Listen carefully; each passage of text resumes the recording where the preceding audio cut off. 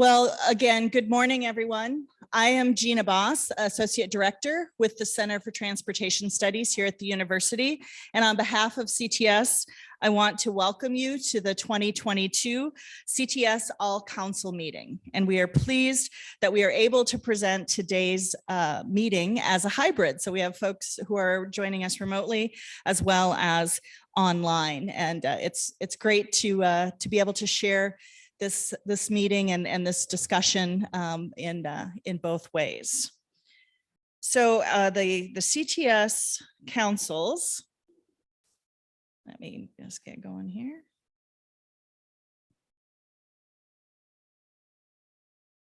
There we go. We have CTS sponsors 5 councils, 4 research councils, and an education and engagement council. And these councils meet 2 times a year separately. And then once a year, we bring the councils together to talk about an issue of cross-cutting importance. And this year, we've really felt that traffic safety was that topic. So we wanted to bring everyone, because as you can see with the different councils, environment and energy, planning and the economy, safety and traffic flow, infrastructure, and education and engagement, all of those councils have a role, and the members have a role in addressing traffic safety issues. You can learn more about the councils on our CTS website, and we encourage you to take a look at that and join the councils as a friend. It's a great opportunity to bring together the public, private, nonprofit, and academic sectors to talk about research as well as issues of the day.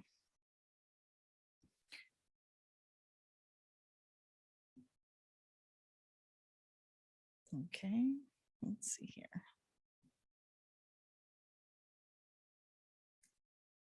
Before we get started, I do want to share some housekeeping items. So for those joining in person, when you have a question, please wait for the microphone to be passed to you. And then this will ensure that all attendees can hear online and in person.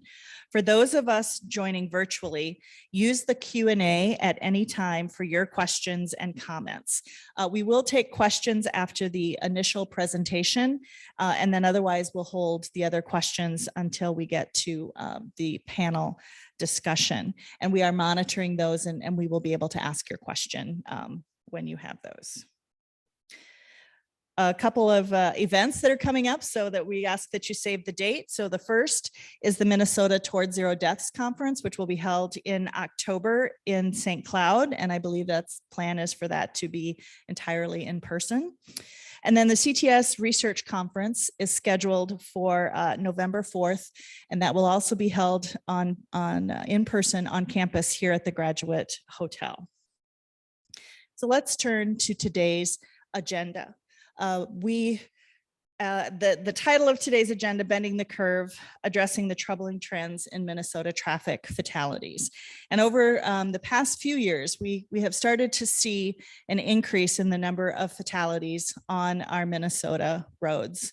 And after having seen significant success over the last 15 to 20 years. And there are a variety of reasons. We're going to hear about that from our presenter and from our panelists today. But we felt this was an important topic to address. And even though we're starting to see sort of promising trends in 2022, we are headed into the deadliest months in terms of traffic crashes and fatalities in the coming months. So it's important that we not assume that things are just going to get better without addressing them. So we've assembled a group of panelists to not only sort of frame where we're seeing the challenges and what we think are behind these numbers, but also to talk about potential solutions for moving forward and how we can all take part in addressing those issues. So our first speaker will be Mark Kindy. He's the manager for the Injury and Violence Prevention section at the Minnesota Department of Health, and he's one of the co-chairs for the Minnesota Towards Zero Deaths program. Following Mark's presentation, our panelists include Dr. Nicole Morris, who's the director of the Human First Laboratory in the Department of Mechanical Engineering here at the university. Brian Sorensen, who is the Director of the Office of Traffic Engineering at the Minnesota Department of Transportation. Will Stein, the Safety Engineer for the Minnesota Division of the Federal Highway Administration, and Captain Matt Markham, who is with the City of Columbia Heights Police Department. So with that, I am going to turn things over to Mark, who will get us started.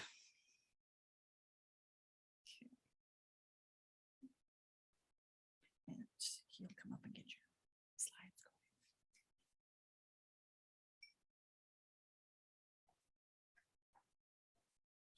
Great, thank you. We want to. Thanks, Is Gina. this your presentation? It should be, yeah. Oh.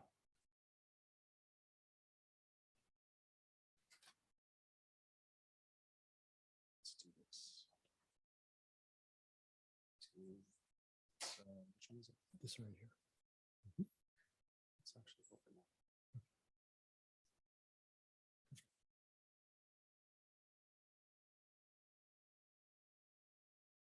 And just use my arrow keys.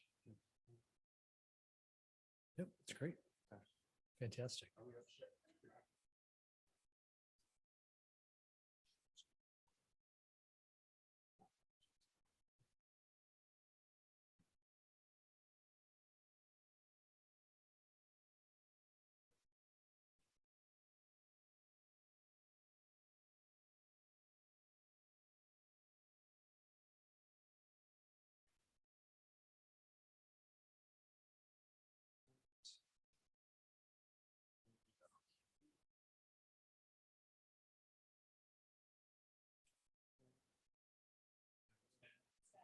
That's great.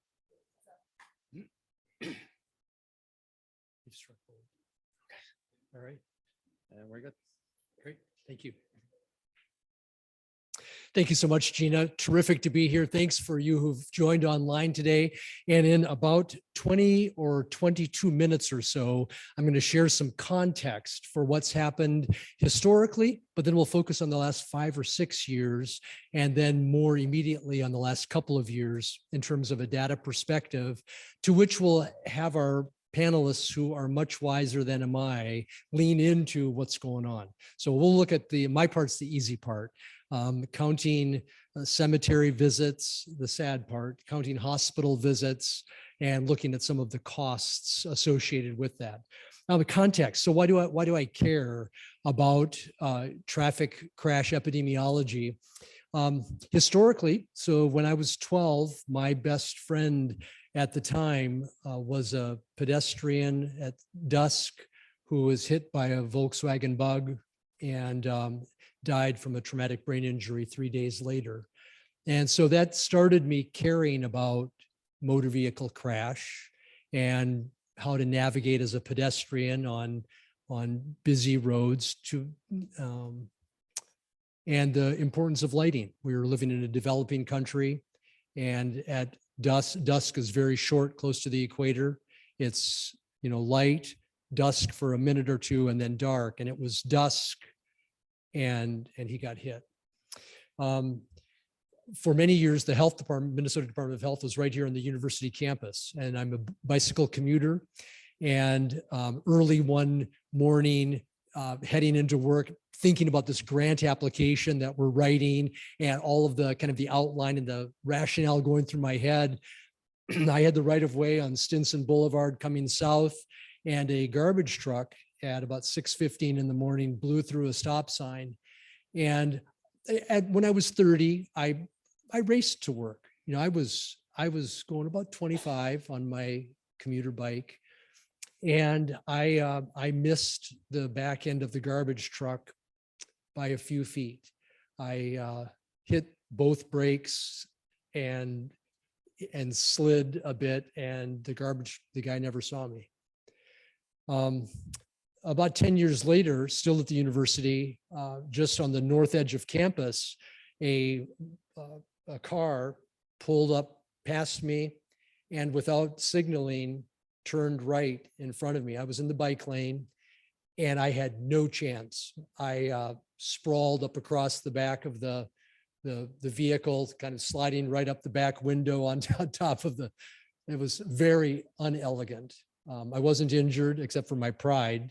And the last scenario is during high school basketball playoffs, heading home one evening next to the stadium, a group of 5 men decided to, Captain Markham, what's it called? Jaywalk, right? They did not go to the closest intersection, but they cut right across. And I'd started head down, I looked up and I missed 4 of the men, but the last one, he and I collided. And so unfortunate events that kind of clue me into the epidemiology of traffic crash. Well, we're here to look at what's gone on in Minnesota, and why in public health we care about it is because public health is this whole approach to what we do collectively to assure the conditions in which people can be healthy. This back to the Institute of Medicine report in 1988. We could focus on motor vehicle crashes as one of these diseases of disconnection and despair. But if we look at that's kind of the symptom, right, about what's going on. And there are, as you follow the tree down to the roots, there are a whole array of factors that end up contributing to motor vehicle crash. It's not just the one thing. And so what we'll explore today as we look at the data, be thinking about those underlying conditions. And what do we need to change via engineering and enforcement, exploring culture change? What are those factors that we can do to engineer our way into a different approach into prevention? So we'll look at traffic safety today. We'll look at what we need to do to seize some of the current opportunities. And we'll ask this question from a disparity standpoint about safety. Should safety be for those who can afford it? Or should safety come standard? Part of the original operating equipment in our design, in our manufacture, in the way we live. Our vision for Towards Zero Death, and so I'm speaking on behalf of Brian and Mike Hansen, who's not here, as the co-chairs of Towards Zero Death in Minnesota. But our goal is to prevent fatalities and serious injuries on Minnesota roads to get to zero. I mean, ideally, right, we'd like to prevent all crashes, but we're actually willing to support local body shops and car sales folks. We'll give crashes if we don't have injuries or deaths. We'll support the economy that way. The context that we'll look at is before 2003, we were killing on average between 600, 650 people a year on Minnesota's roads. And in 2003, we said, let's try what Sweden at that juncture had initiated as their Vision Zero. They started theirs in 1997. Let's see what we can do along those same lines in Minnesota, bringing together multiple disciplines to try to think differently about motor vehicle crash. And so from an array of legislative actions to engineering actions, the cable median barriers, for example, to some of the other road design issues, we were responsible, we collectively, for dropping Minnesota's death rate significantly. In those first 10 years, I mean, it was amazing, right? We were all the way down to, in 2010 or 2011, to 368, 2013 or so to 361, and up in 14 or 15, 358. It was amazing. And then we got up to 2020, and things went bad. The context before, as you'll see, so the slide before was fatalities, our serious injury crashes. You can see again trickling down from 95 and onward as we implemented some of the TZD initiatives. We had a coding change and a crash data collection change in 2015. And so we've got a dashed line to indicate how we counted some of our data was different than the years before. Okay, now to focus on these last 5 or 6 years. And I'll look at injuries, the non-fatal injuries and deaths kind of alternating. We see that the emergency department treated injuries in orange and our hospitalized injuries down near the bottom. So about 3,000 or so folks hospitalized a year for motor vehicle crash injuries, about 22, 23, almost 25,000 folks treated in emergency departments. When we look at deaths, we see that we've hovered between the close to 400, a little bit under 300, up to now in 2021, 488. The initial was 501 or 502. Our data analysts have done some cleaning of the data, and we're at 488 for our final. When we look at injury severity, we use the injury severity score, and the mild and moderate injuries, pretty decent, coming down. But over on the right-hand side are severe and then profound injuries and deaths, increasing slightly in this time period. By mode, we see the issue in 2021, the uptick for the drivers or passengers. But I want to draw your attention in particular to motorcyclists and pedestrians, where we see that rather dramatic uptick over the last couple of years.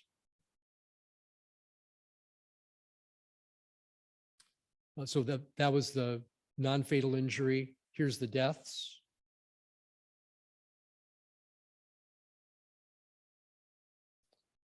Hard to get rates, or denominators. So I just gave the numbers here, right? When epidemiologists love rates because then we can compare across populations. But for some of these, hard to get the denominator user. So rates are more difficult to come to. When we look at race, we see again the uptick for really across all racial groups.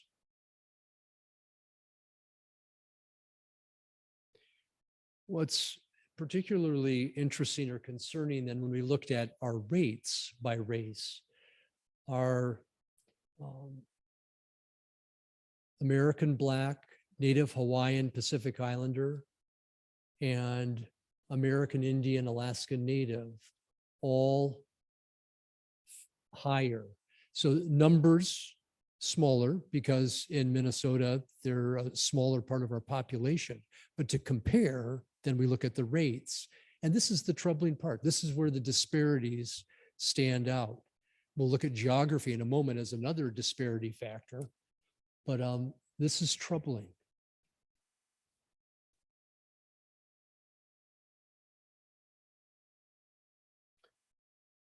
For the non-fatal injury rate, females actually did have a slightly higher rate than males. Again, this is non-fatal, but coalescing in 20 and 21. But when we look at death rates, males are far higher. So again, a disparity issue. Now, this is of interest. This is again non-fatal injury. And we see this clustering, this peak in the 20 to 24, 25 to 34, 35 to 44, this young adult. Okay, so those who are working with adolescent development say, we understand, Mark, the 15 to 19 and 20 to 24, this is all about brain development. So we understand that, but 25 to 34, what's going on there? And then, it's kind of stabilizing across the upper age groups. Again, this is non-fatal injury. We'll look at deaths in just a moment. What is it about our young adults that's of particular concern. When we look at geography, here's our non-fatal injuries, and we see more injuries in the 7-county metro area. So keep this picture in our mind.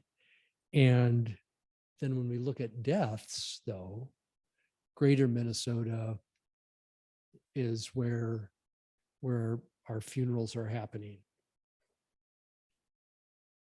These are rates. So we have disparities by age group. We have disparities by geography.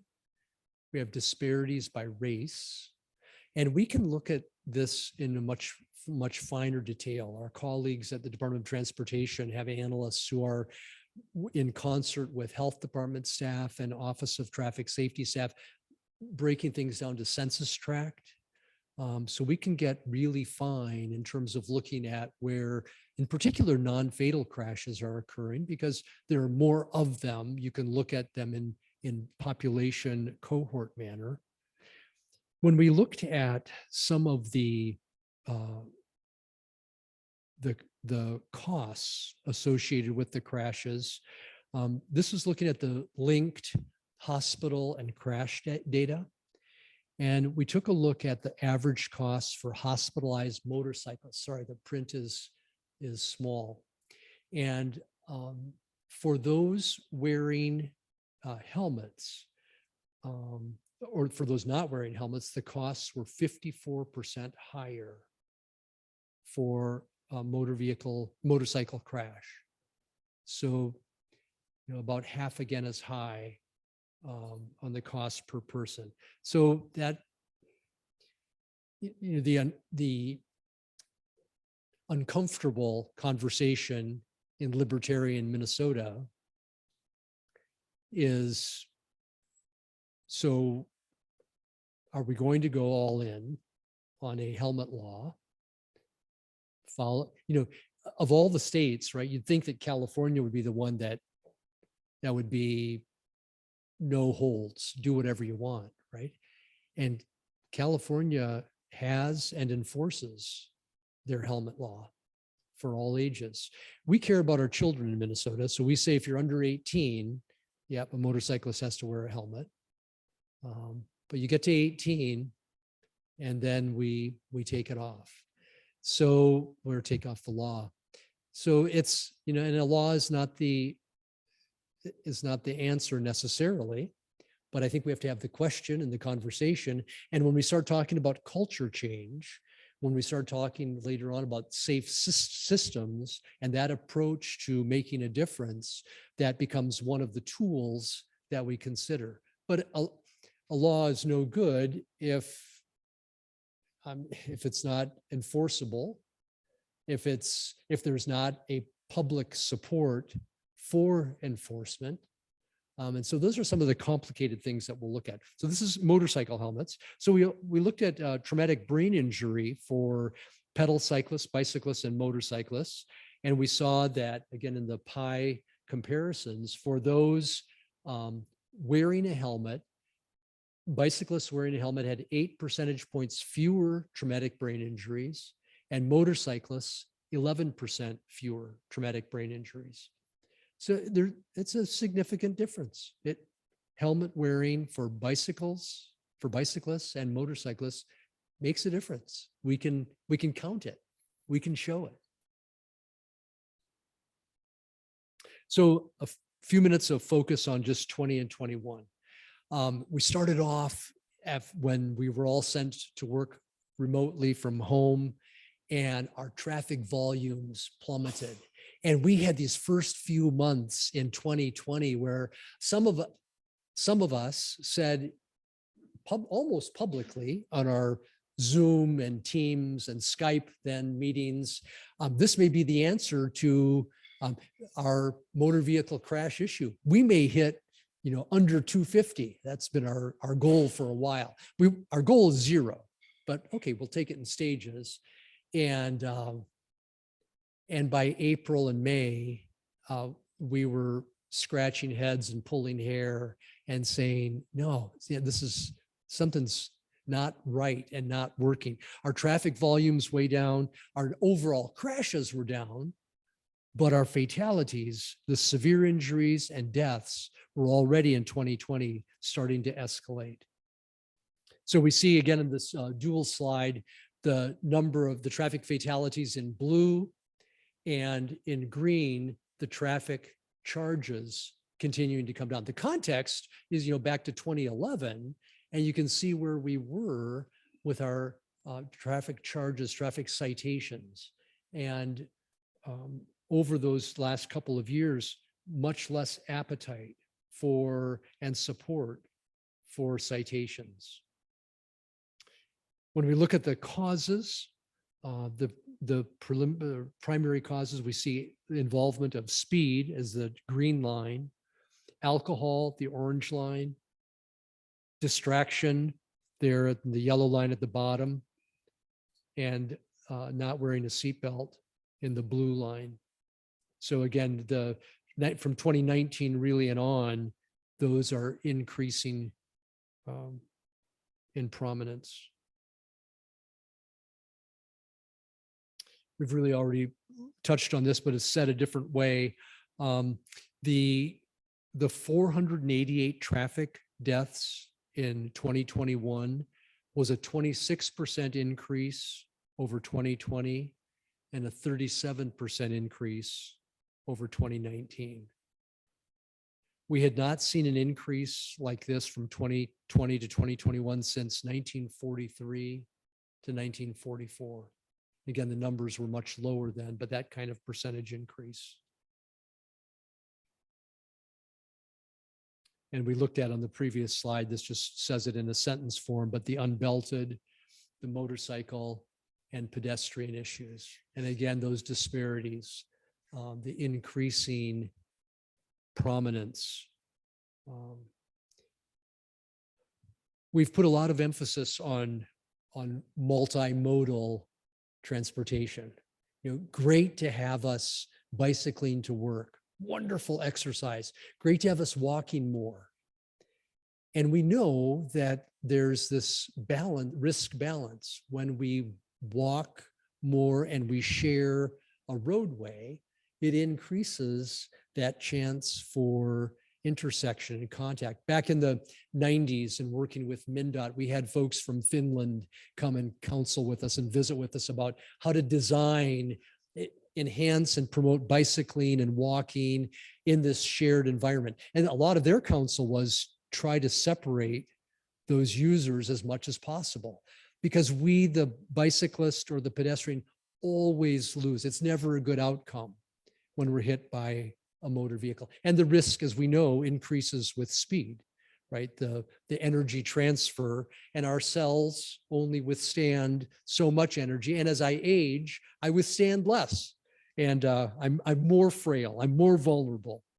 And I'm gonna die, right? We know that. But let's die at the right time. And our goal in public health is to die healthy, not ideally getting hit by a garbage truck or something like, right? Speed, huge issue. We've seen that on the slides. This just frames it up a little bit differently.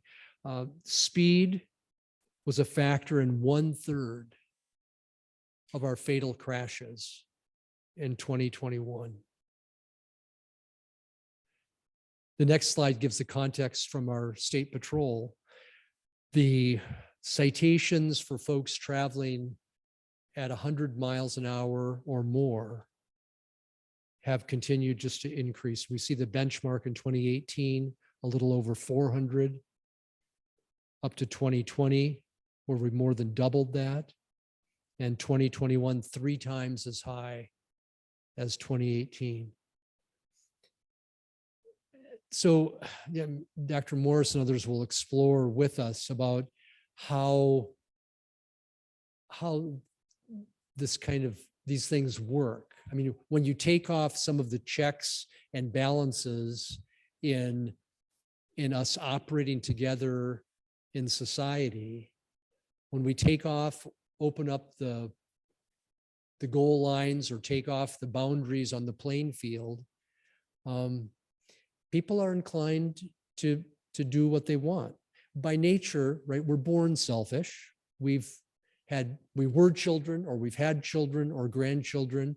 And by nature, yeah, we want what we want when we want it. The problem in the motor vehicle arena is when folks, in our earlier slide of young adults and middle adults, when we want what we want when we want it, and we start using an engine that can go 100 or 150 miles an hour, and then maybe I have some alcohol or other drugs on board, it's a prescription for problems. And so then we think back to that earlier slide of the roots. What are those root causes that lets me disconnect from Gina or from my neighbor in that kind of way?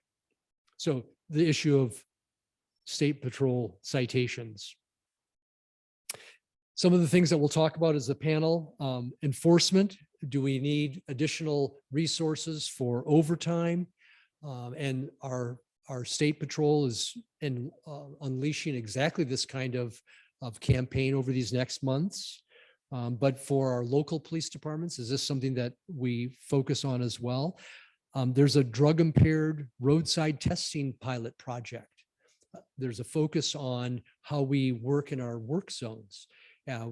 Major headlines right this last weekend were the 7 different highway systems around the metro area being shut down. That leads to a lot of folks getting fairly frustrated. And when they're frustrated and they've got a powerful engine, some unwise decision-making can occur.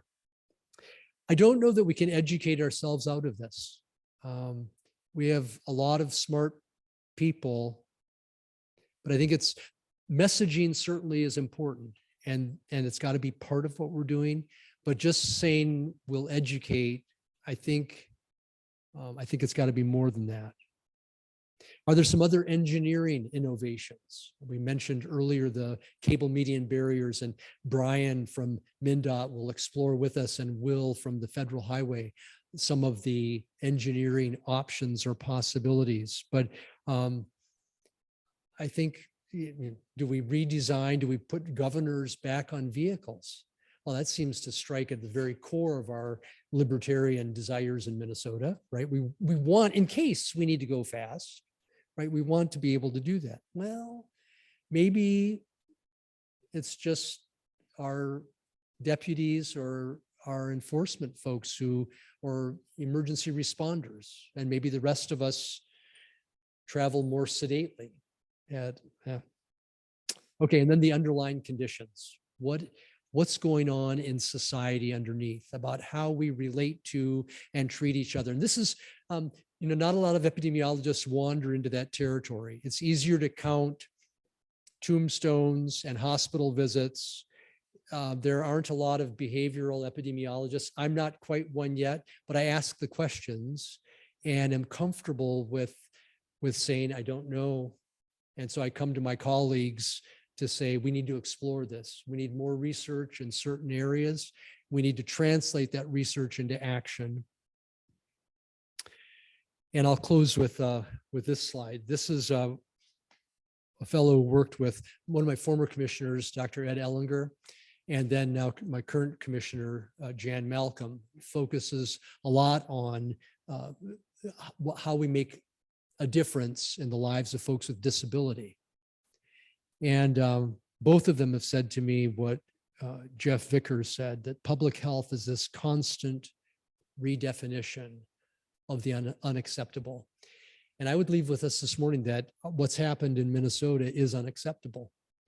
And we can do some things about it. I don't know all of the answers yet, but we're here to engage in this conversation and to invite us in as an all councils group to join this effort to make a difference. So thanks so much. Great to be here with you, and I'll look forward to the conversation to come.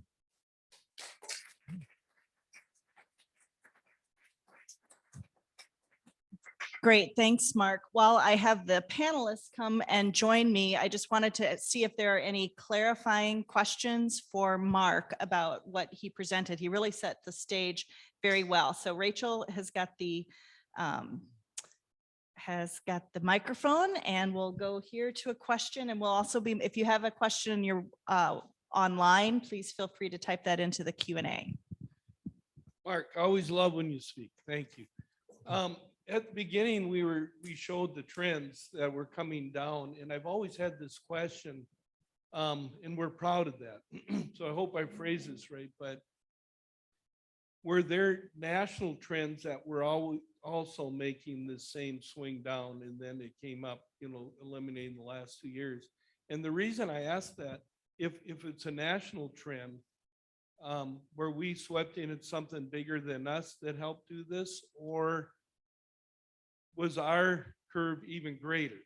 Yeah. And did we do something different that was successful? And I ask this because as I think of us trying to get off that plateau, we got to know what we did right and what maybe we thought we did right, but it didn't hit the mark, if that makes sense. Yeah, that does. That's a great question, Scott. So nationally, the trend line was also heading down. Minnesota's descent was much more rapid. And we think that it's because of that collective thinking, that moment in time when we said, it's not fair for Department of Transportation to think about road design in isolation. It's not meaningful for our highway patrol to try to enforce along with local enforcement. And health has a way of thinking about crash prevention that started to touch on some of the behavioral aspects, but we certainly couldn't do it alone either. And it was that recognition that let's think about collectively and then engage the legislature to identify some of those opportunities. And so we went, Minnesota at that juncture was a secondary enforcement state for seatbelt. And in 2009, 8 or 9, we moved from secondary to primary. And that helped to accentuate the trend downward. But so you're correct in saying what was the national environment, and the lines were also headed down, but Minnesota's was much steeper, much faster. And I think it had to do with that collective kind of hand holding and embracing and recognizing the skill set and the science that each of us bring to the table. Thanks, Scott. And we're going to have ask Will to talk a little bit more about that from the federal perspective as well. And Kyle, you've got a question from online. Yeah, I can go through a couple of the online ones, 2 maybe for the panel to think about as well. And then obviously, Mark, if you want to weigh in right now around sort of new technologies and the proliferation of things like e-bikes and other things that are changing how folks move on our streets. And then also, you touched on this briefly at the end, Mark, an attendee wondering about the state's role in advocating for technologies like speed governors. So it sounds like there's maybe more interest in hearing and those 2 subjects from either you, Mark, or the panelists, as we think. And then, Mark, I think this is a good question specifically for you, tying into your statistic about helmets. Elliot McFadden is noting that there's also research showing that interventions pushing towards helmet laws and requirements also lead to fewer people riding bicycles. And there is more research on the other side showing that the more bicyclists or pedestrians or other folks on the street and using the street in those ways also leads to fewer crashes and better safety outcomes. So he asked specifically if you all have considered or are looking at sort of that inverse dynamic of, yes, there's more severe crashes, and you can see that statistic there. But then the kind of flip side of that of how do we also make sure people are encouraged to use those streets and think about it there. Yeah, those are great questions. And you're right, those first questions really are for our panelists. I know in 25 years ago, when we were really thinking about bicycle helmet use, we were weighing in on the Australian results, because in Victoria, state of Victoria, I believe it was, when they mandated their all state bike helmet use, bike usage plummeted. And we said, no, we don't want that. We want more people to bike. We want there to be more pedestrian usage. I mean, we're not asking pedestrians to wear helmets, but we wanted more bike use, not less. And so that is a dilemma. And education has been, partially successful. The role modeling of parents and grandparents for children, and having helmets be affordable. I mean, you can pay a lot of money for a bike helmet, a very stylish helmet, and you can also get them fairly inexpensively. And at the state level, we've done a lot of work to provide bike helmets at no or low cost for communities who weren't able to afford them, where that was a barrier. But that's that issue. And I think the one issue maybe we'll tie into, so in China and India and a number of our cities in Africa, and actually in Western and Eastern Europe, when there is a critical point where the pedestrian predominance precludes bicycling, certainly, and makes it very difficult to operate a motor vehicle. Because the streets are filled with people. And we've seen pictures from China of thousands of bicyclists moving en masse across and down streets. And it's just, we have a different experience in the United States. We don't have, it seems like, that critical mass yet to help slow motor vehicles enough. So I don't know. Those are just musings. Great question. And great, I agree. I think we'll ask the panelists to share their thoughts as well. So why don't the panelists, if you could come up and join me. We're going to start first with Will, and he has a couple of slides that he wants to use. So we'll get those teed up while I'm asking my first question for Will.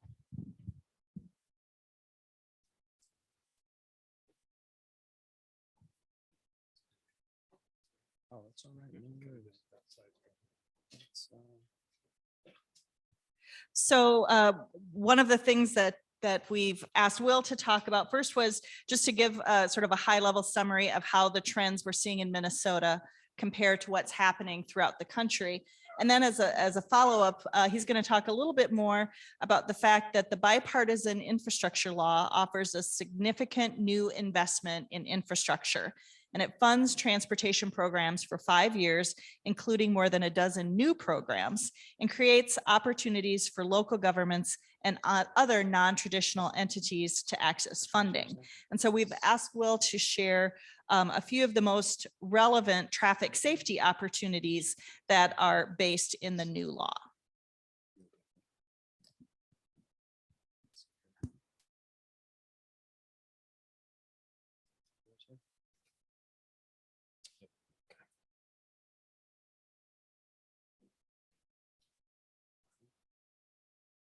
All right, and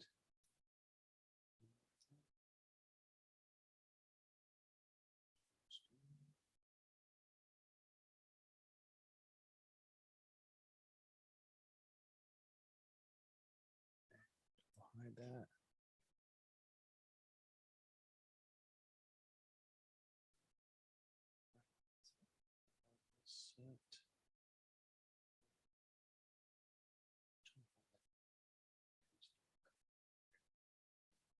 All right, sorry to complicate that. I probably didn't even need the slides, but they will help a little bit.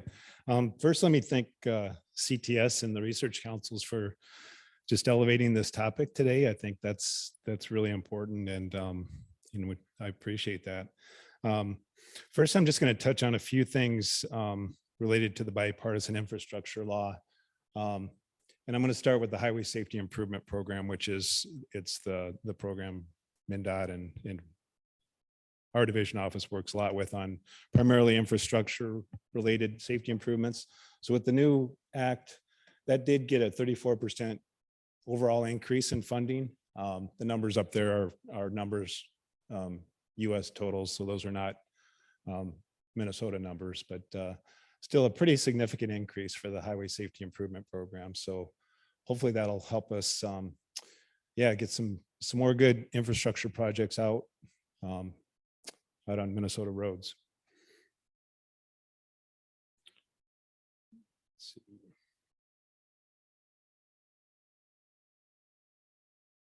So I'm going to scroll this way.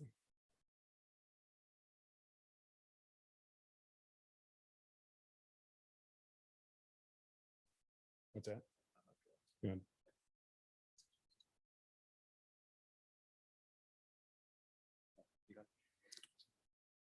Is it going to the next one?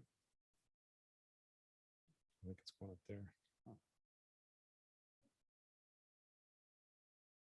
Is it?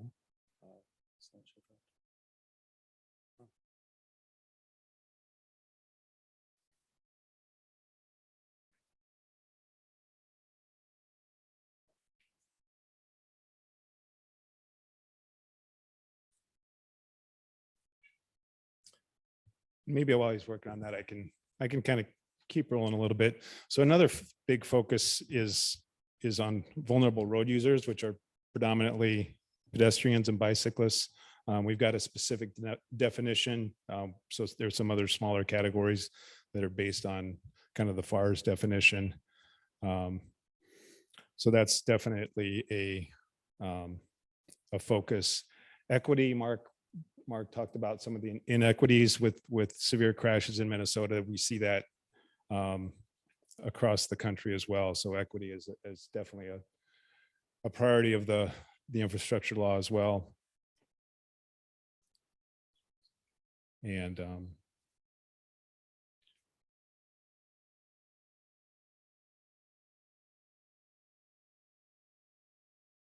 and I've got a few slides if they come up here, though. It just shows Mark showed a lot of the Minnesota specific trends. Fatalities for pedestrians. I have a slide for that, but it shows from 2009 to 2018, basically the upwards trajectory of pedestrian fatalities nationwide. There you go. Thank you. Okay. Yeah, so one point I wanted to get across was just the real special emphasis on vulnerable road users in the new act. I'll get to the special rule in a minute.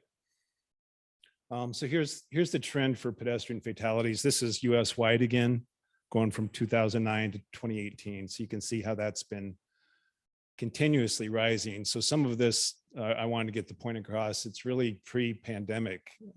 Some of these trends with these vulnerable road users. So it's a big problem, a big challenge for those of us that work in this area, I think, especially with the mix of users, the speeds that are out on urban and suburban roads. And I think the latest data I've seen from 2020, it's even higher. I think it's up to near 6,500 for pedestrians. About 17% of total fatalities across the US were pedestrians in 2020. And just to show this a little differently, this trend line includes motorcyclists this time in the red trend line. So it's basically any users that are not protected within, a vehicle.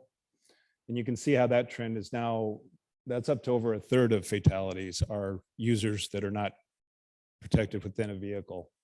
Back as recently as about 2000, that was more of a 80%, 20% split. So you can see how much more of a pronounced problem this has become.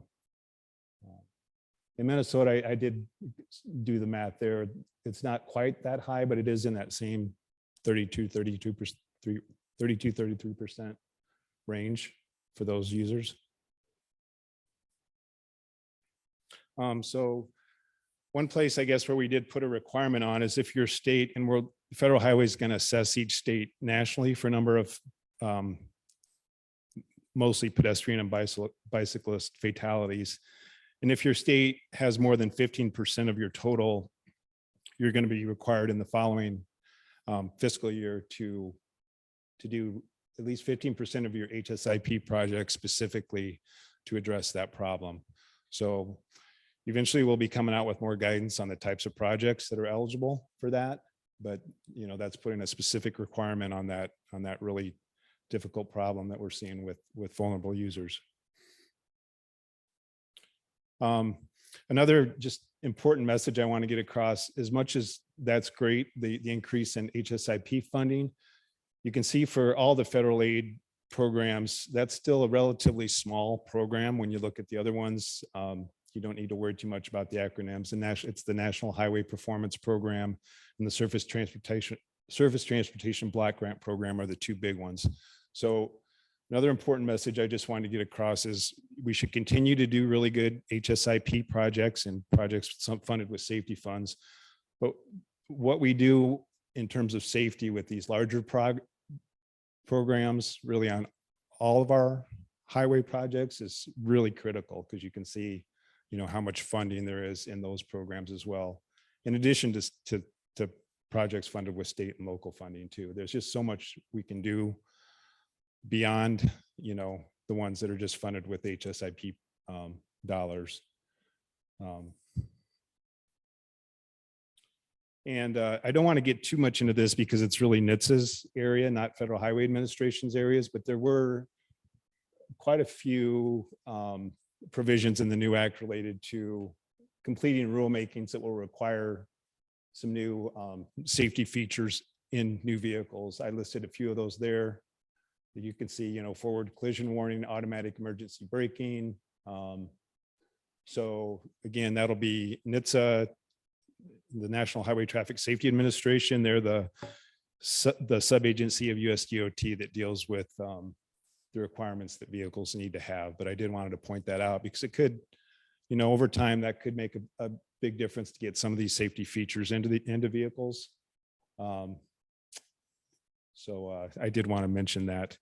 And one other program I didn't create a slide of, just really briefly, I'll mention, it's a Safe Streets and Roads for All program, and that's focused on local agencies. So MnDOT's not going to be able to fund projects through that program. So it's focused on counties, NPOs, and tribal governments. So I'll stop there.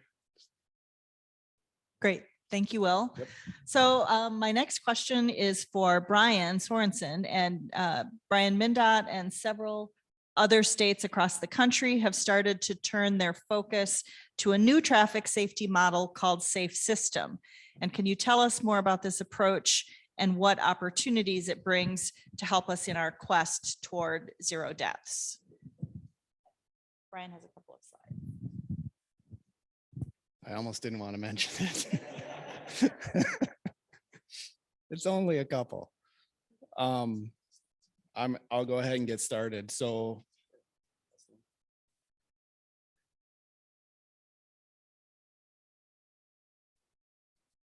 Safe System has been a hot topic, and it's actually something that started, its origination was in the 90s in Europe. And Mark mentioned some of our interactions with European countries who have been really on the forefront of setting up their transportation systems more effectively for safety. But it's evolved quite a bit, and it's getting a lot of discussion now worldwide. It certainly is across the country, and absolutely it is in Minnesota as well. And we've been going through an effort here the past year with our Towards Zero Death program to look at how we can improve that program moving forward. And then, at the beginning of that discussion, we were on the plateau, and the discussion was how to get off the plateau. And now we're saying, well, we wish we were on the plateau, but the issues are definitely not going away. We've been reminded. Thank you. And so this is a graphic that is now being used and Federal Highway has put out. And I think it does a good job of, at least at a very high level, helping to show what Safe System is about. And there's really two pieces. So on the inside, there's the elements. And I'm not going to spend a lot of time on the elements. I want to talk more about the principles this morning, but these are really the areas in which, we're going to ultimately reduce fatalities and serious injuries on our system. They're the pieces that have the largest effect on safety on our roadways. And for us that are focused on preventing life-changing crashes on our roadways, we need to figure out, well, what solutions are going to do that in each of these areas.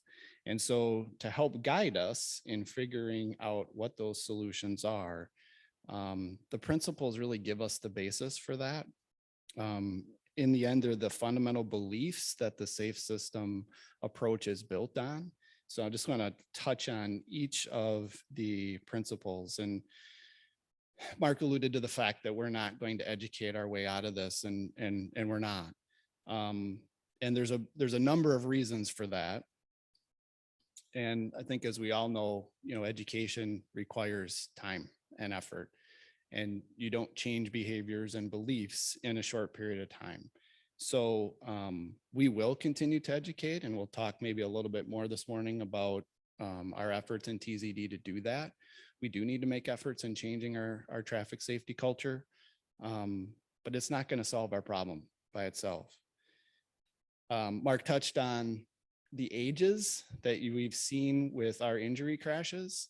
And, a big part of education is experience, right? It's actually driving and seeing things happening and making mistakes, right? A lot of times we learn by making mistakes. So, those mistakes are going to continue to be made on our system, no matter how much education we do. And the other piece here around education and what's happening on our system is that, if you take the approach that, well, people need to fix their behaviors, and if they don't, then the repercussions are on them. That's not the way our transportation system works, right? People make mistakes and others pay for those mistakes that are being made. So can we set up the system in a way, to protect ourselves when those mistakes are made? So that's really the basic premise. Mark gave a few kind of personal stories. Back when I was in college, I was in my senior year and I was about to graduate, and my dad actually helped me purchase a car. And I was in Brookings, South Dakota, and my dad was back here in the cities, and they also had a brother who was flying into town the weekend that I could come back and pick up my car. And that brother had called and asked, it's my mom's brother, I'm going to be at the airport for a while. Can you come and just hang out with me? I'm going to be there a while. And she said, oh, we can't. Brian's going to be home and we'd only have a certain amount of time to, see him. So I'm sorry, we can't. Well, my mom's other brother went to meet him at the airport, drove out of town, and was hit head on by someone who crossed the center line and died instantly. So we all have those stories. Mark started telling those stories. It's like, I can guarantee you we could go around this room and everybody has them.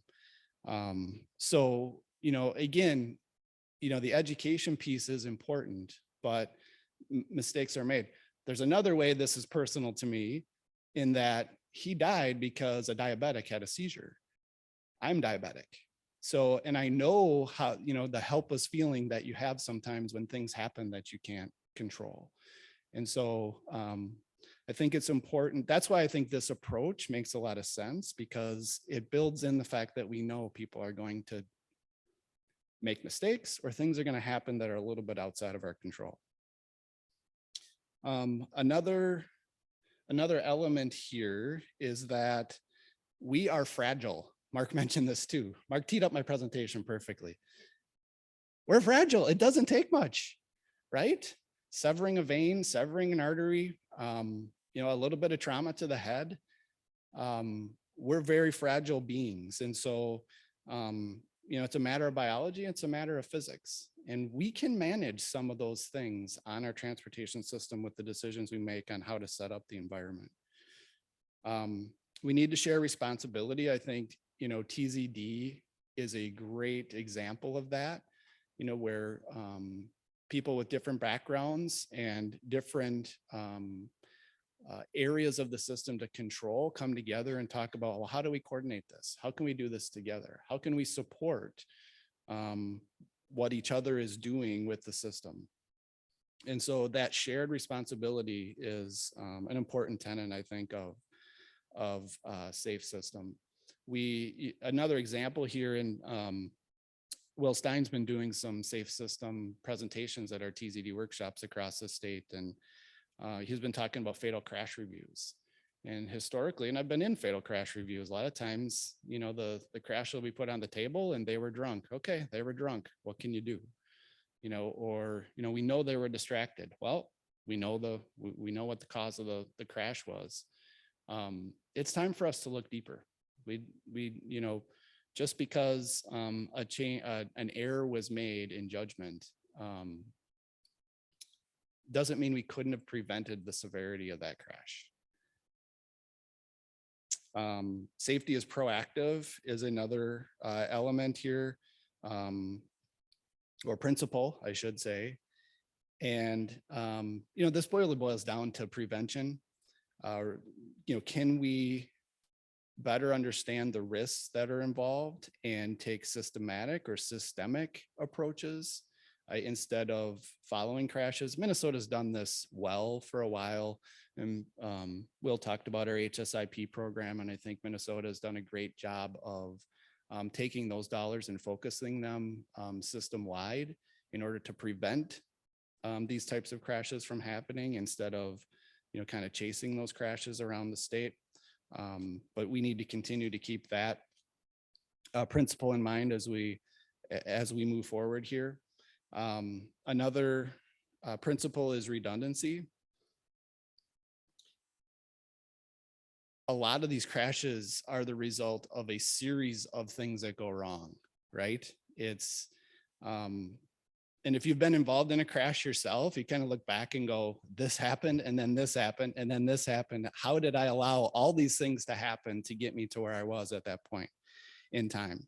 And I really like this. There's a slide that FHWA has where they show layers of Swiss cheese, right? So it's all these different elements. It's the users, it's the vehicle, it's the speeds, it's the roads, it's the post-crash care.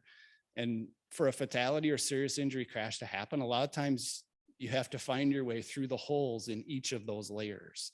So if we can strengthen each of those layers and help make those holes a little bit wholer, a little bit smaller in each of the layers, then the chance, that we get through all of those different layers really goes down. So I think the redundancy piece here is really important.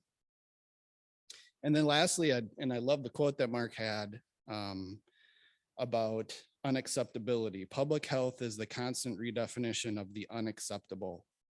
I mean, it is staggering to me that in our country, 40,000 deaths on our system is just accepted. It is. That's the reality we're in right now. I think that's what we need to start pushing hard against. And not to say that there haven't been, great spokespeople across the country on this, but not to the level where I think it needs to be. And, is this particular principle at the forefront of decisions made in each of the elements? So as we tackle, our system with each of those elements, does this come first? And this is hard in the transportation system. We have a lot of objectives, right? We have to make improvements that are cost effective. We don't have unlimited funds available. We have to deal with delay. People's time matters. It's important. Economy always comes into play. When MnDOT shows up with a project and we start talking with local agencies, they're thinking about, how is this going to help our economy in our city? And a lot of times that drives discussion over and above safety. And then lastly, public acceptance. And then politics is tied to this, right? So a lot of times we know what the solutions are and we have a hard time getting them implemented because the public's not on board. And that's an area where I think we have a lot of work to do, but it kind of falls under this, okay, is the risks in fatalities and serious injuries acceptable for the solutions that we're putting forward? Seems like that gets swept under the rug a little bit too often. So in the end with Safe System, we know mistakes are going to be made. So can we design the roadway environment so the consequences aren't as serious or fatal as they currently are? I think is the big challenge for us. I'll stop there.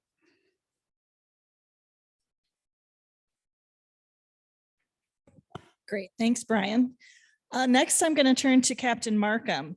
So undoubtedly, how law enforcement officers approach their work looks different than it did even just 3 years ago. From social unrest following the killing of George Floyd to an increase in risky driving behaviors during the pandemic, the relationship between law enforcement and the public has shifted. What are you and your colleagues seeing and experiencing in this new paradigm when trying to enforce traffic safety laws? Thank you. I think, you talked about the perfect storm and trying to frame how we got here. So when you discuss the pandemic, it was discussed earlier, traffic volume diminished. And with that, you had law enforcement trying to mitigate exposure to COVID so they could maintain that baseline service. Some of that started with reduction in traffic enforcement and changing shift work. This bled over into prosecution in the court systems. They changed how they did work to mitigate the exposure to COVID. And then we started to see those high flyers, those people that are driving over 100 miles an hour on 694, the freeway. And it was discussed earlier, if you're not inspecting what you expect, which is traffic enforcement, you're going to see people violate the law. So then this transitions over into the killing of George Floyd and the civil unrest that occurred after that. So this incident diminished trust and legitimacy within the community. And we saw that that also moved into prosecution and the court system. Law enforcement can't do their job without cooperation from the public. So you start to see this erosion with public cooperation. Start seeing some changes in the way things are prosecuted. We saw law enforcement, a lot of people left law enforcement, early retirements. And officers also didn't feel comfortable making traffic stops. So this all led to a reduction in accountability. Combine these two together, it's quite a bit. So, an example of this, Columbia Heights is 3 square miles with 20,000 people in it. We're highly dense, we're a diverse community. We have a high bus ridership. In 2018 and 2019, each year we had 8 people flee from us in a motor vehicle. In 2020, that went up to 24. In 2021, that went up to 32. And after this weekend, it's up to 17 year to date already. So, like I said, we can't do our job without the public's cooperation. We've recently had some fatal accidents. A lot of in the history of Columbia Heights, we've had pedestrian fatalities. And it's a struggle to try to enforce jaywalking, both on the pedestrian side and the traffic side, to get that cooperation. Now with the number of officers that have left the profession and college enrollment is down, staffing is a concern. And when staffing shortages and law enforcement happen, we become very reactive instead of proactive. So at the end, it all kind of ties into the accountability piece. Do you see opportunities where there are opportunities to make positive impacts on traffic safety in our state right now? I do. We're trying to get rush hour to slow down, but I have a background in crime prevention through environmental design. And when Brian talks about safe systems, I think that's the biggest impact that we can have in some areas. Specifically, how do I get pedestrians to cross a highway at the safest point? A lot of times you always see the path of least resistance. They're going to go the shortest route. Well, that avoids using traffic control devices, and we're putting across the highway when it may be poorly lit and drivers don't see them, and we have these accidents. So I think getting both local and state together on some of these community projects would help immensely. Great, thank you. Nicole, as a researcher and expert with an emphasis on traffic safety, how are the topics that we've been talking about so far today? How are they showing up in your research? And based on what you're finding in your work, where do you see opportunities to address them? Right, thanks. So I think when we talk about safe systems, one of the pieces that really hasn't been touched on too much yet is really what are we doing more on the vehicle side to make things safer? And what's really frustrating to me as we think about kind of the lifespan of a roadway and how expensive and hard it is to really change our entire system to the model that we all really want to see. But ultimately, our vehicle fleet is going to turn over much faster. right? So the average vehicle leaves the fleet after about 12 years. So we have a much shorter lifespan of our vehicles, and we can make change much faster to make vehicles much safer and prevent some of these types of dangerous behaviors that we see on the roadways. So simply, and this has been touched about on already, but speed limiters is a technology that we have capability for today. So if you're going down, 35W and you're using, say, Google Maps, you can see what the speed of the roadway is, right? You see that right on your phone. Maybe CarPlay is presenting that onto your vehicle center stack.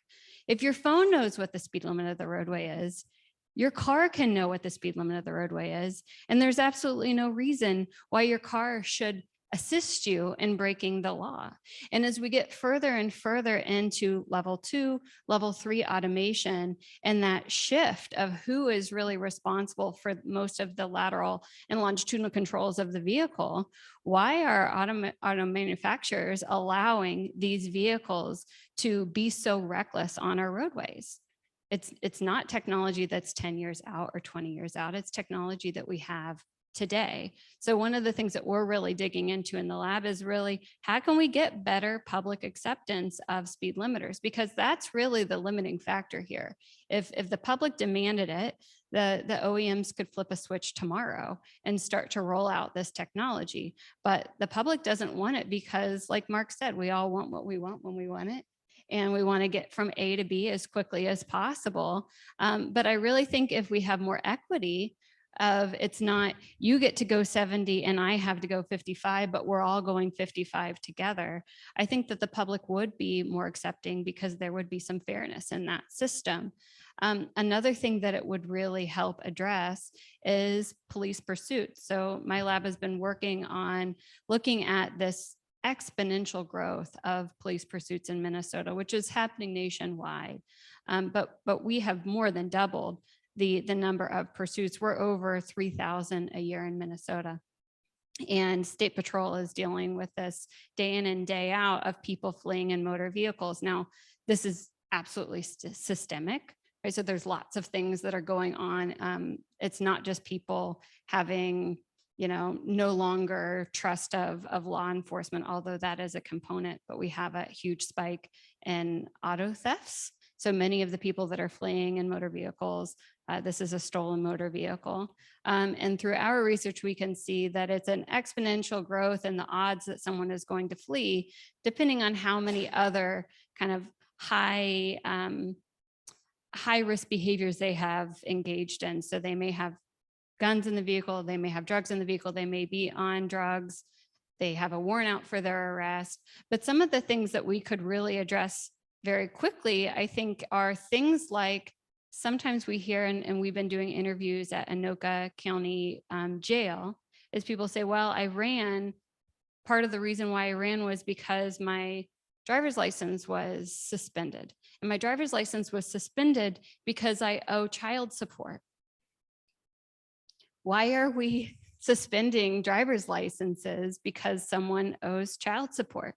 That seems pretty nonsensical to me. We do need people to get safely and legally to work so they can earn money and pay child support. But the punitive types of legal systems that we have evolved into, where it feels good to take something away from someone like their driver's license, then we have some unintended consequences where that just gives them one more reason to flee when they're being pulled over. And it's huge equity issues. It's very expensive to get your driver's license back once it's been taken away. So we have all of these things kind of building on each other. But again, if you want to flee, but your vehicle just can't speed, well, that doesn't make for much of a pursuit, right? I agree. Let's make sure that our law enforcement can exceed the speed limit. But and to be fair, there are many low speed pursuits that are happening. So not all of these are high speed. So that's some of the other things, and one thing that also really frustrating to me about OEMs is that they made big promises in 2015 that they were going to make automated emergency braking systems widespread by 2022. Okay, that didn't happen. Right? So many of them did, but we have only about 60% of those OEMs that held to their promise. And now they've just rolled it back to 2025 with no consequences for not holding up their end of the bargain. And we could have shrunk our fatal crash rates by 30% if we would have gotten that automated emergency braking standard. But that's the thing, they didn't even really promise that they would have it standard by 2022, just that they would offer it by 2022. So then we've got a huge equity issue that you have to be of means to buy safety, right? What does safety cost? I was sort of telling a joke. I recently bought a vehicle and I was talking about what's my dream vehicle? Like, what's your dream vehicle? Well, of course, my dream vehicle is the safest vehicle that you could get for the roadway. So I'd want a Volvo. And so I was talking with my brother about how I would love to get a Volvo. And he said, well, you can't put a price on safety. So, well, yeah, you can. It's $50,000. Right. And I work at the university, so I didn't buy a Volvo. But when I did, looking at two different models, I said, well, of these two models, which one has the lower front end? Because that's in my mind, right? And some of you know the reason why I want the vehicle with the lower front end. I want to be safer if I happen to strike a pedestrian. I want that transfer of force to be less and lower into their body if I strike them with my motor vehicle. All of these SUVs that are rolling out onto our roadways and large trucks, and the trucks just keep getting bigger and bigger and bigger, and we're buying them in mass. All of those are transferring more and more and more force into pedestrians as they're struck. And so I told the woman at the dealership, I want the one with the lower front end. And she said, oh yeah, the one with the lower front end goes a lot faster. Mm. No. That's not what I want. So, you know, all these things, it is just so systemic that our roadways are inviting people to go fast and feel safe going fast because they're so wide. But also our vehicles are inviting people to go so fast and feel so safe as they're doing it. So we need to be working really very multimodally. We have to be reminding people through education, but I agree, we can't educate our way out of this. And the individual who, you know, does a mid-block crossing at night while they're under some influence of substances or alcohol, the education isn't going to be the thing that is going to stop that event from happening. That's a very systemic issue that we have to be working together with all of our different partners on how do we address some of the issues of substance abuse and homelessness and all these other big factors that are leading to some of those types of pedestrian crashes. And we've also seen through some of our work with pedestrian safety in the Twin Cities lately, how important it is to be working together through engineering, enforcement, and education. So we had a study in St. Paul in 2018 and 19 of great success, where we really increased yielding citywide by working with St. Paul Police Department, doing engineering solutions and education all together. And we really pushed that yielding very high. But when we tried it again recently, which there couldn't quite possibly be a worse time to try to do a big safety study in 2022, but we tried it again in Minneapolis and St. Paul, but this time without police enforcement. And we didn't nearly achieve the types of success that we had. So it definitely helped answer the question, which was, did what happened in St. Paul in 2018-19, was that really just the engineering? Because you didn't see the numbers jump until the engineering rolled in. But we kept saying you have to wait because we don't know. It could be additive, it could be super additive, it could be time-based. We didn't design that study to tease out engineering from enforcement. Well, this latest study did. We just looked at engineering and education, and we did not include enforcement, and we did not have the same types of success. So all of these levers are strongest when they're pulled together. And you have a very weak lever when you try to pull on any one of these things in isolation. And so I think that's the really big thing to think about, is that we can't walk this alone. We do have to continue to lean together with our partners to come up with very integrated programs that we're rolling out at the same time, because that is where we'll have some of the greatest success. Great. Thanks, Nicole. Any other comments from the panelists? I'm going to open things up to your questions in a moment, so be thinking of those. I have others, but I'm going to save those in the interest of allowing you all to have the opportunity to ask questions. But Mark, go ahead.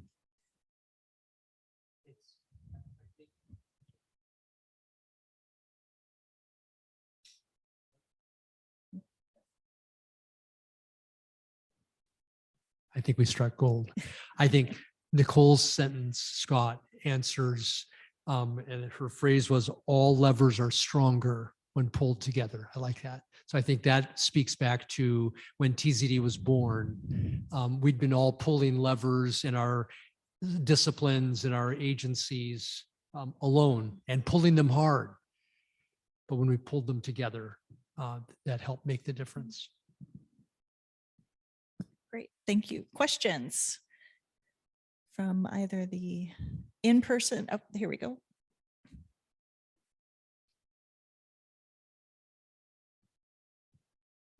It seems to me that the enforcement reduction for reasons that we all are aware of has had quite an impact on the speeds going up and the incident of accidents and severe accidents. But that doesn't just mean we can just ramp up the enforcement and fix it. So I guess I'm wondering from a community standpoint, what are you doing maybe in Columbia Heights, or what have you heard about other communities doing to try and get people together and maybe just see each other more clearly, or bond, or, you know, break down some of those barriers that are really going to need to be broken down to get at the root of the problem? I think you kind of hit another issue with the pandemic. So we've always been heavily into community policing and bringing the community together for different events, and even trying to get back into the groove of things. Right now, we've hosted some events and our attendance is down. So I think people are struggling with coming back together face to face and having some of those conversations. I think that one of the biggest things we could do is, you know, when you look at law enforcement, a couple years ago, there was about 800,000 police officers in the country.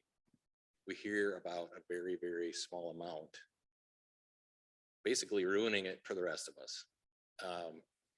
And I think they really like the support of the community and the citizens, and building that back up, that will have an impact on it.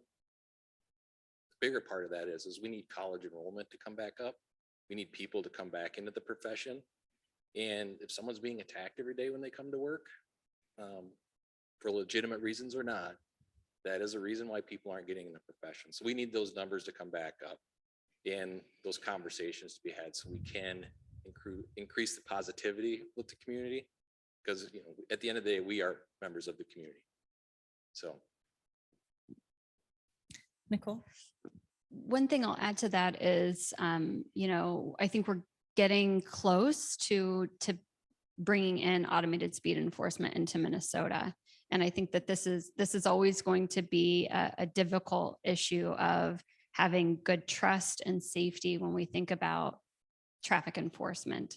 But if you can take the person out of the situation and we move into automated speed enforcement, I think that we can achieve some of our safety goals in that way. We have to go about it very thoughtfully. But certainly, even if we get back to the levels where we were at, we were still not in a good place for how much speeding we had on our roadways pre the pandemic. And so the issue is always going to be that the average driver knows the odds that a police officer is nearby when I am speeding is extremely low. And so, you know, we can only afford to do high visibility, big pushes like we're doing right now. It's very expensive. We have to rely on grants from the feds. We have to pay overtime of our law enforcement. You just cannot have police everywhere looking very visible all of the time.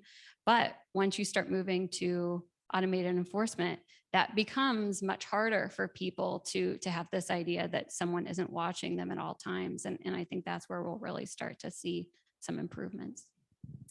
Great, thanks, Nicole. Other questions? Okay, over here and then over to Lisa. So just a couple of comments, maybe one for Nicole about what could be done with newer cars.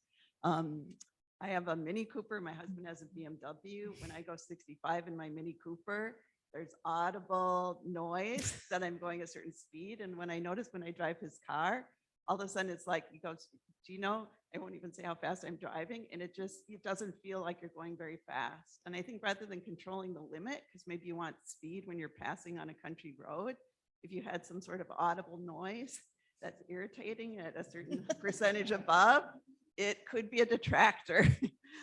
So that was one comment just about that. And the other is I think Matt had comments about the speeding with officers pursuing and people are fleeing. It seems like where I see high speeds are with drag racing almost on a busy roadway where you have 3 cars weaving in each other.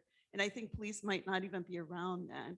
So maybe this is what Nicole was talking about automated check of speed. Is it going to be cameras that will be in certain locations to try and catch those people, or what? I'm not sure what's meant about that, but it seems like cameras could potentially help. Even in neighborhoods on some roads, there's pedestrians who've been killed in Plymouth due to some of that type of drag racing. So just, those are my 2 comments, and I don't know if you have a response. Thank you. I think the street racing is an issue in itself. I think a lot of the agencies in the metro have been dealing with it. And I think that also comes down to resources and accountability. Don't have an easy answer on that. That's something that's ongoing. So I think that street racing thing is a little bit separate issue from what the other things you're talking about. Yeah, so it's a great point about the sound in the vehicle, because again, the interior of our vehicles have gotten so quiet. And again, it just lures you into going so fast and you don't know it. So, you know, in urban corridors and in urban areas in the cities, it's a little bit easier because you get more optical information that gives you feedback that you're going very fast. On the highway, this is very difficult. You know, I think in the absence of speed limiters, I think there are things that we could do with more forced feedback in the accelerator.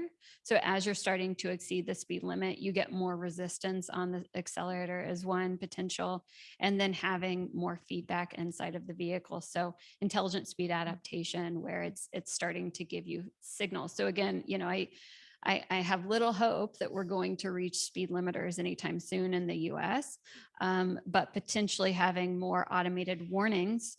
You know, it took a long time before our vehicles started pestering us that we're not wearing our seatbelt, right? And so that is one thing, right? Missouri doesn't have primary seatbelt laws, but if I drive my vehicle into Missouri, it's still going to give me a hard time that I'm not wearing my seatbelt. It is not happy when I try to do that.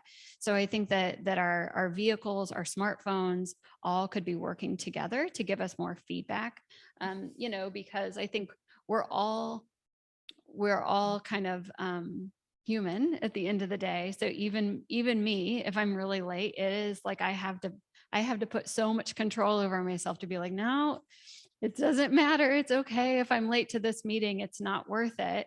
But that kind of lizard brain in me like wants me to get there on time.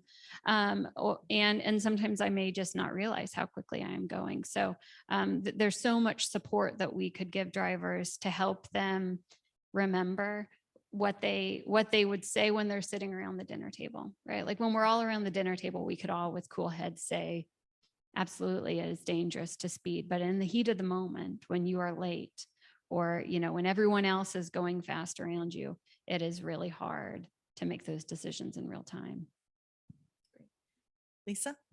Great, thank you. I love this conversation about safe systems, and this question could go to Will or Mark or Brian or Nicole. One thing that I've always wondered is why don't coats have reflective material in them? They're reflective threads in the fabric, and you know, with the winter time, it's dark earlier, and if it was so simple that every coat was required to have something reflective in it, it would sure help pedestrians and bicyclists. You can find a running coat with reflective material in, but I try. I mean, you cannot find an adult coat with reflective material. And I think that was even mentioned in a NHTSA manual back 20 years ago. So where are we at with coat manufacturers? They don't put drawstrings in coats anymore because that's a safety issue. It just should be so simple. Anyway, thanks.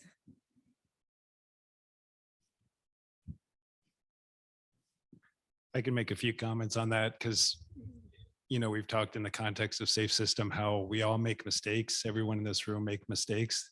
And that's, I will admit, that's a mistake I make. Sometimes I'm going to, you know, dinner with my wife or a church event or whatever, and I wear my black dress coat, right? So that's a mistake I myself commonly make. You raise a good question, I guess. You know, could something like that be be more of a requirement, by the companies that manufacture clothing. I've not thought about that. I think, go ahead, Nicole. Yeah, I mean, certainly this falls into this category when I think about pedestrian safety. Like if someone were to ask me, should I wear retroreflective material? I would say absolutely, right? Should I wear white? Sure. Like all of these things, should I try to make eye contact? Yes. Should we use our resources as an agency to try to perpetuate those behaviors? I would say no. I think that there are better, higher impact things that we can do.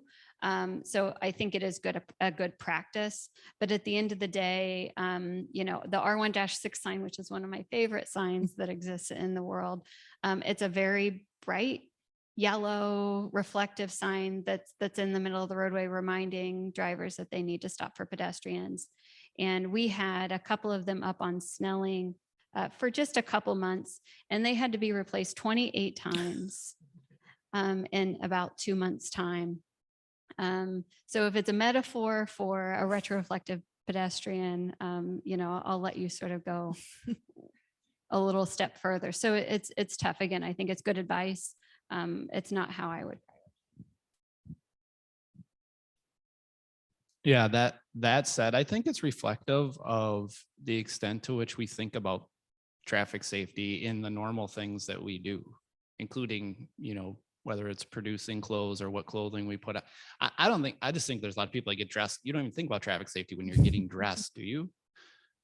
Should we more often?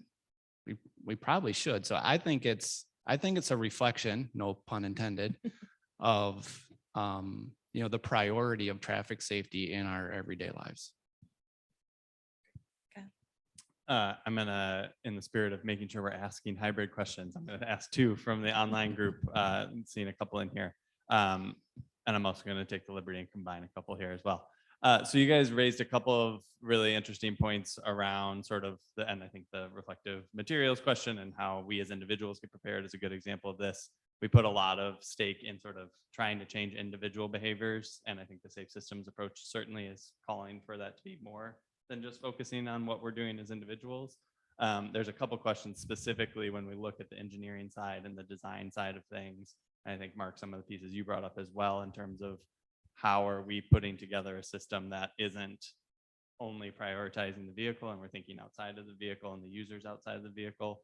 So a couple questions around, even if it's one of the multiple levers, are there some things we can be thinking about on the engineering side, on the design side, to be thinking about those more human-centered health interventions and things that we know work well, and how would we do that, I think, as a part of that system?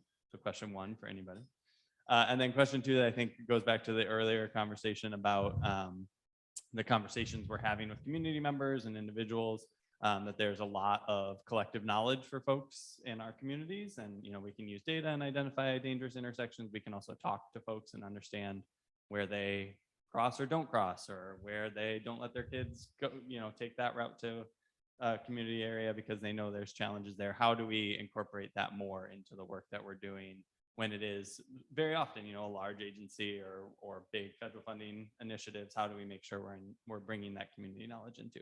I think those would be two good online questions, and I can reiterate them as you go, but maybe start with the community one and then move to the incorporating individuals into the system. Who wants to start? I was joking in our prep that I always I have a research study for that. So we have been looking at restricted crossing U-turns or reduced conflict intersections. So lots of different names for this intersection, and it's such a ingenious engineering solution because we have tried to help people safely cross divided highway intersections and to no avail. And so ultimately what we have to do is we just can't let people cross those intersections. So if you want to cross a divided 4-lane highway, you have to go right, make a U-turn, and either go right again or continue on straight. But it's a little counterintuitive, and it adds a few seconds to your trip. So people can be very resistant to this life-saving intervention that we can add to our rural intersections. So how do we get people on board, and how do we build some trust that this is something this community needs?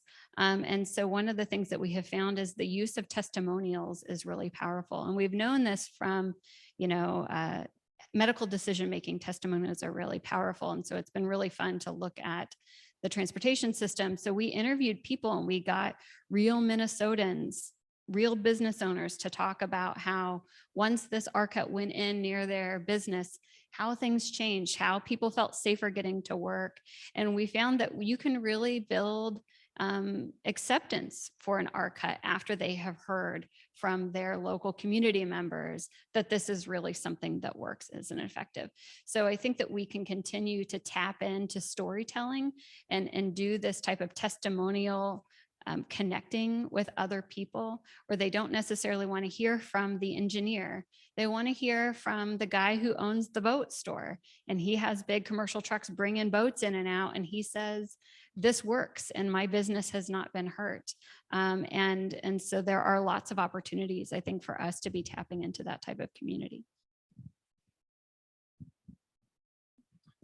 Just to, piggyback on Nicole's comments on the testimonials, a few that I've seen that have been really effective have been when state patrol officers have come to public meetings specifically on this type of intersection that Nicole's referring to. One officer patrolled the 212 corridor in the Cologne area, and they had 6 fatal crashes, I think, over about a 10-year period before that intersection modification was done. So he had personally responded to 5 of those fatal crashes at that intersection location. After that change was done, and it did work well on preventing those types of crashes, this trooper came out to several public meetings for subsequent projects, and he just talked about his personal experience of responding to those horrific crashes at that intersection, and how since that modification was made, he has not had to go back and do that again.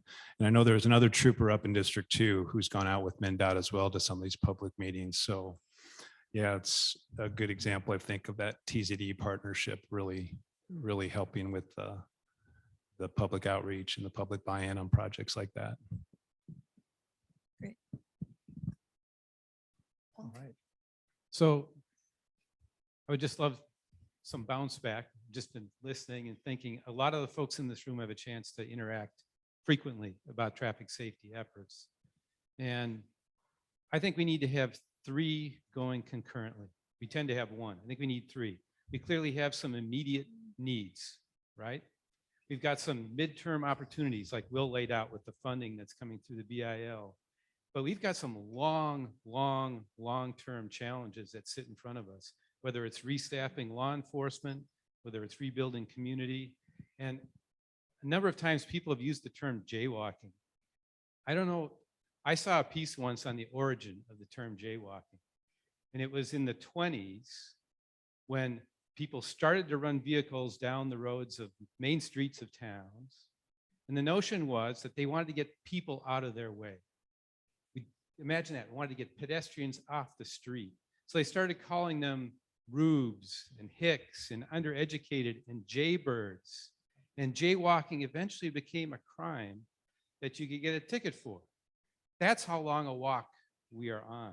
So I really think for those of us who have a chance to talk regularly about how this conversation is going, let's get all 3 started, because that last one is going to take a long time. And I was really struck by the top of Brian's Safe Systems arc, where it says death or injury is unacceptable. We might buy that. That is not where anybody else on the planet is. And so we have a challenge in that risk assessment arena. And I'm just going to reflect on another piece of the world I work in. We tell people to wear safety glasses all the time. They are not 100% effective.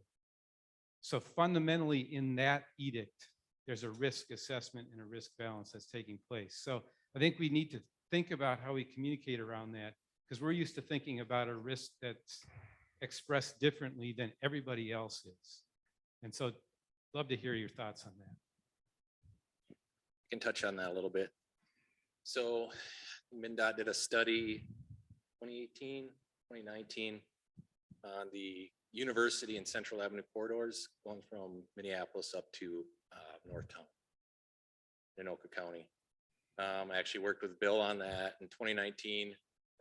TZD, some other groups started to put together a list of community stakeholders to start to address it. I was part of that, and as we worked on that, then the pandemic hit and dead in the water. So we have community groups now in Columbia Heights that are trying to get that moving. So I think the big thing is bringing all the stakeholders together. I have a lot of personal experience in enforcing jaywalking, not just on the pedestrian side, but on the vehicle traffic side. And I can tell you a lot of people don't see it as a legitimate reason to be stopped. And a big part of that is a minority community. So how can we take all those pieces and put them together to try to solve this? So one of the things that we're working on before, trying to reestablish, is we actually had Metro Transit at the seat in these meetings. And do we need a bus stop every half block or block? Specifically, do we need a bus stop at an uncontrolled intersection? What if we just went a little bit further? It would put it at a controlled intersection. It would be a lot safer for people to cross there. Some people don't know this. So if you go up Central Avenue, you've got some spots, there is a traffic light signal at every intersection. So technically a pedestrian is supposed to cross at that controlled intersection, but then you have other sections where you can go 2-3 blocks and there's no control there. So pedestrian can cross wherever they want and they have the right of way.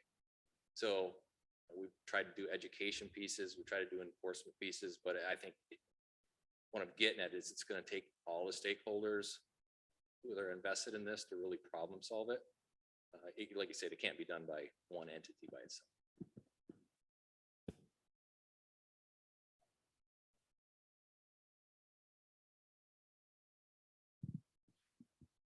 I like the reminder about keeping the eye on the long term. I think it's very natural for us to look at what's right in front of us and spend a lot of time and effort on, the things that we can change right now for sure. But, as we talk about TZD moving forward, and, safe system will be a major piece of that. But the other part is going to be traffic safety culture. It's going to be, what kind of behaviors we exhibit when we're on the transportation system or part of the transportation system. And we can change culture. We know that because it's happened. Drinking and driving was completely different when I was growing up as a kid than it is now. Seatbelts are completely different. We tell these stories all the time and I think we all have them, but we made a lot of trips to South Dakota and Iowa as a kid where our family, my sister and I were just in the back seat. My dad actually made a platform, so it was kind of like a big play area. My dad was a traffic safety professional. He hears about it once in a while. But he wasn't doing anything different than everybody else was doing.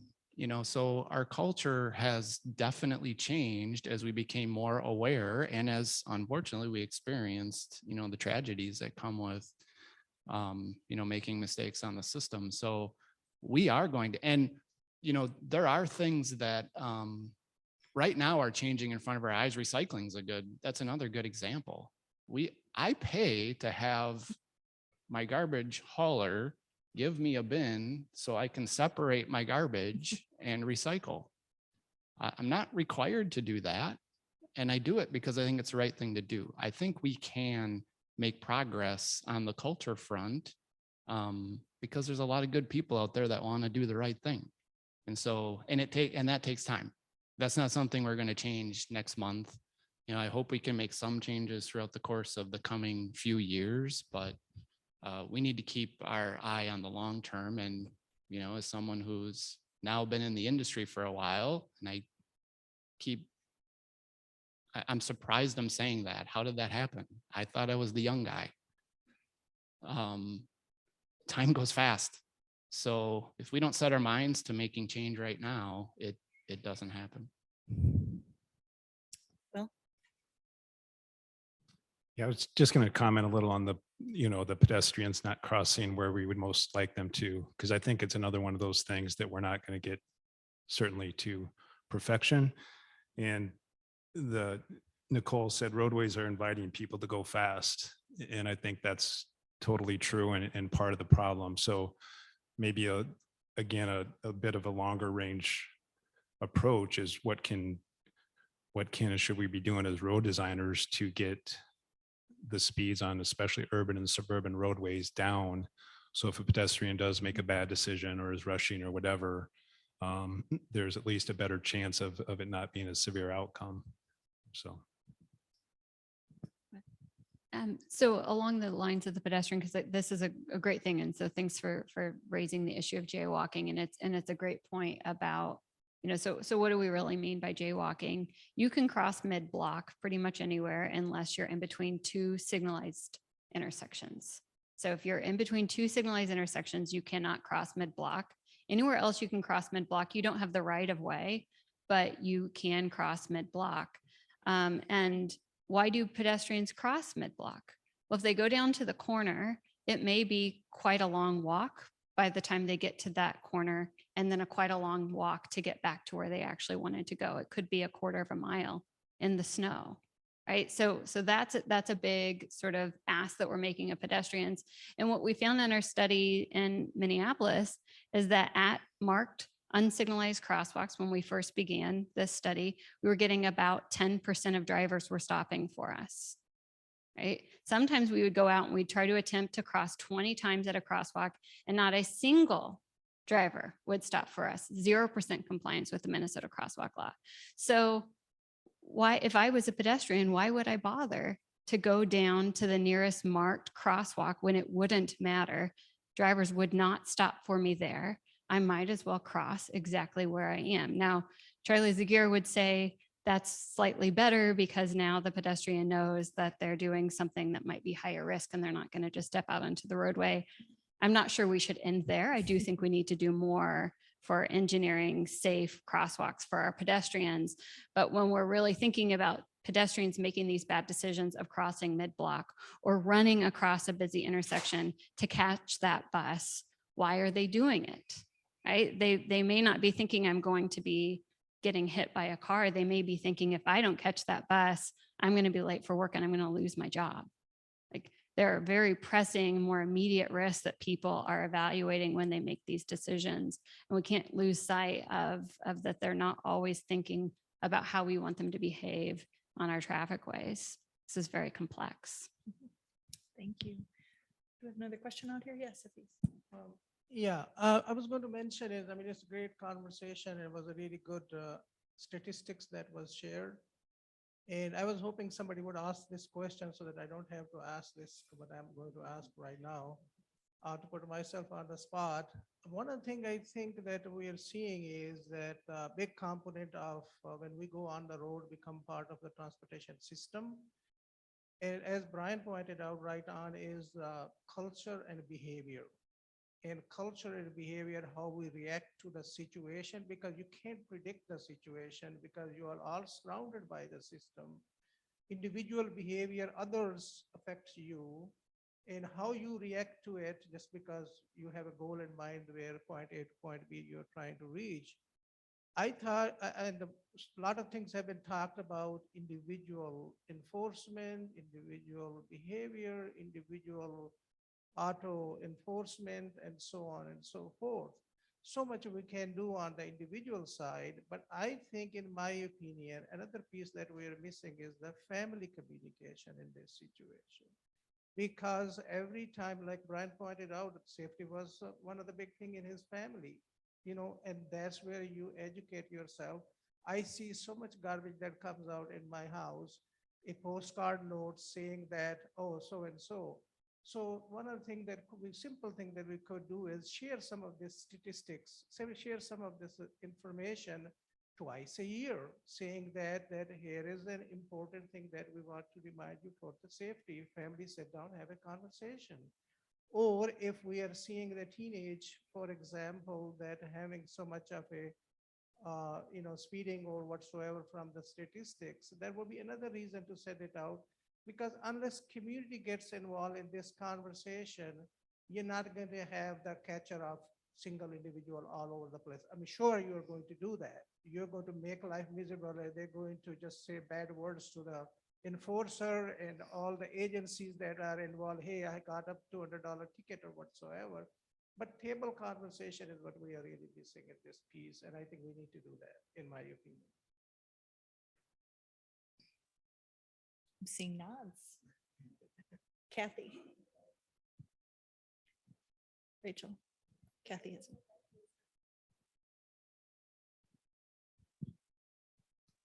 Well, I heard, and first of all, I want to thank all of you for your, all of us for your efforts and your time today. And it was very helpful to kind of get up to speed on where we're at in Minnesota with our safety. My question is, we know that there are proven measures. And I think, Brian, you had said, we know what to do, but it's getting it implemented. And I think that Minnesota has certainly picked a lot of the low-hanging fruit.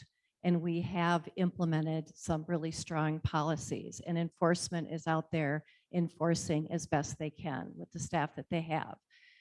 There are other things that we can do, and we kind of dance a little bit around the automated enforcement. And I look back at when we passed ignition interlock, and that was a very complex law that required an interdisciplinary approach. We had the courts, probation, we had state and local law enforcement, we had MnDOT, we had DPS, we had health. I mean, there were all the stakeholders, leaders in the room going, we have a problem with people driving impaired, what do we need to do? And we literally assessed what were the gaps, and there was strong leadership in leading where do we need to go? What's the direction?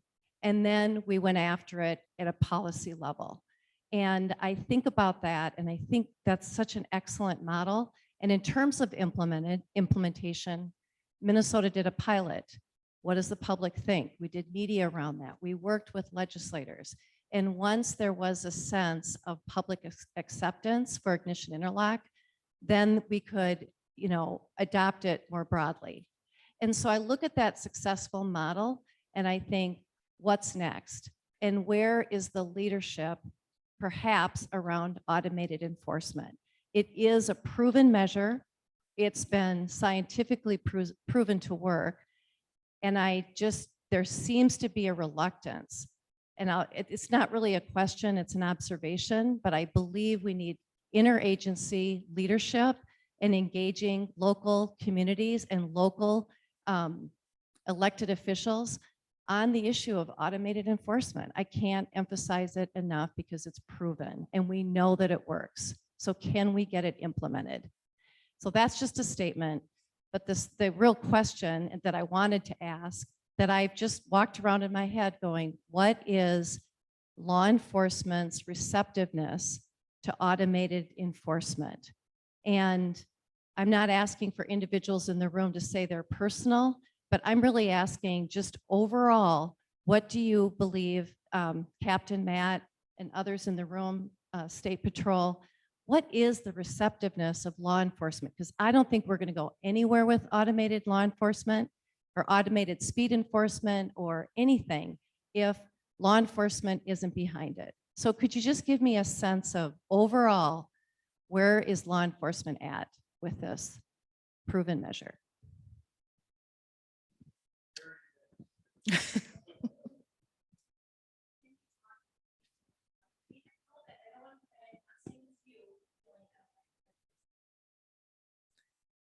Captain Markham.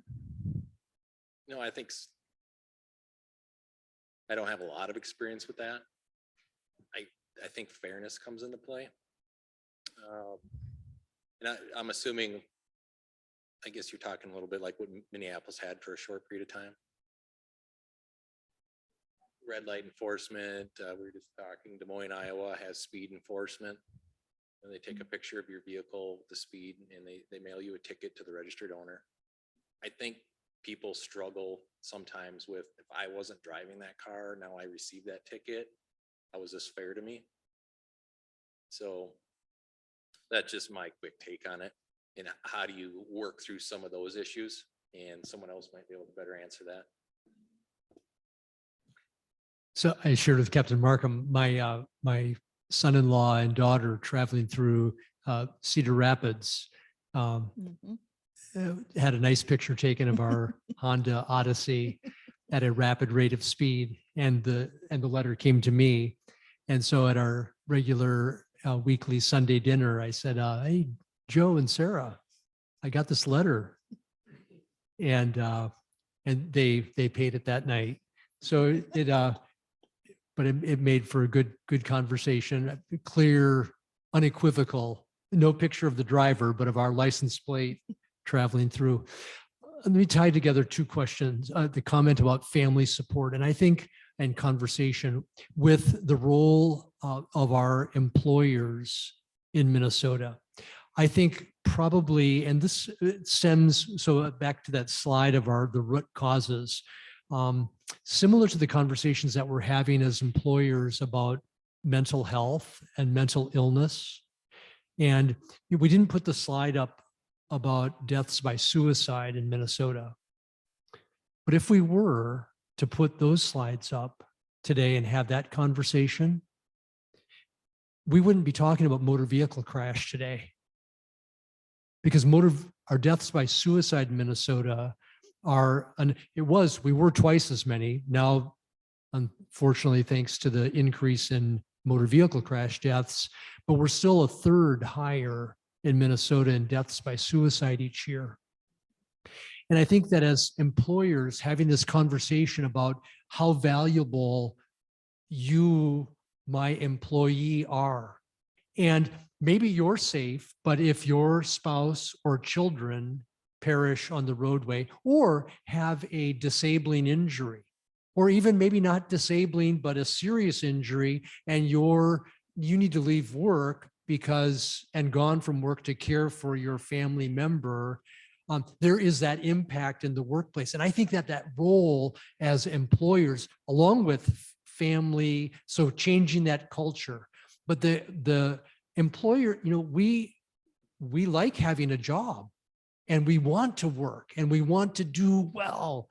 And when I'm dead, I won't do well, right? But when I have a traumatic brain injury, we talk about that in medicine, because Paul will tell me I don't look normal anyway, but I look like I'm functioning, right?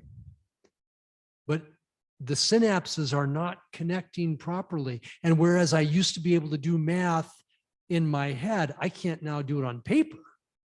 And traumatic brain injury changes life. Spinal cord injury can make it more challenging to navigate, but traumatic brain injury changes everything.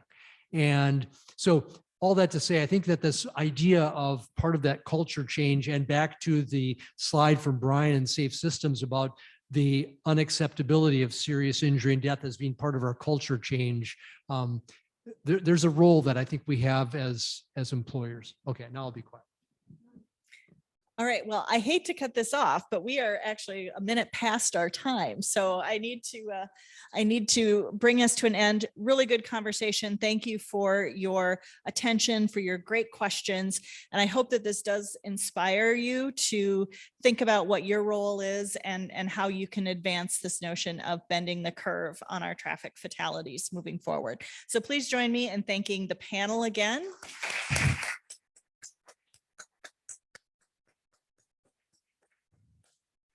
And if you aren't staying for lunch, have safe travels on to work or home or wherever you're going. So thank you. Enjoy the rest of your day.